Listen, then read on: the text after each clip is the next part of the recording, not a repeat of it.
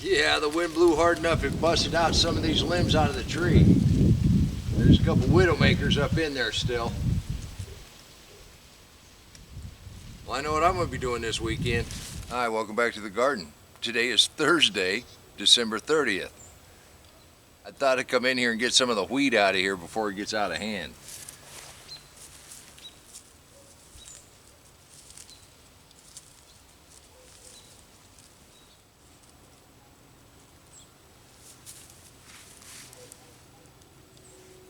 And I wanted to try one of the spinaches. That's why we do it. It just tastes great. That spinach, there's nothing like winter spinach.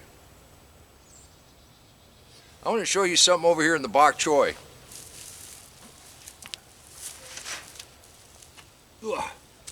The other day I was talking about these cold frames getting too warm. Look right here. This poor little plant was eaten by the varmints, got warm, it put on flowers, and even after 0 degrees, it flowered. I'm just going to let it go to seed. Look how nice that Swiss chard did under the cold frame. Now with the wind that we've had blowing, you want to make sure you have enough water out here on your plants.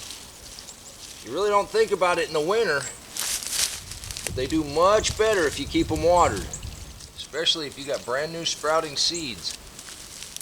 I think within the next couple days you'll be able to see these without a close-up. I did sneak a look or two under a couple of these totes. They still haven't sprouted yet. There was a couple that looked like the soil was cracking a little bit along the line we planted, so we'll see what we get there. I'm really happy the way the lettuce came through in the mini greenhouse. So far, I'm pretty happy the way things have come through the blizzard. I'm still expecting some more cold weather. You can do this too. If you want to learn about how to make a cold frame, click that link right there and I'll meet you back here in the garden. And until next time, remember, take care of yourself, take care of your family, and God bless you. Come on, let's plant. Let's go plant garden.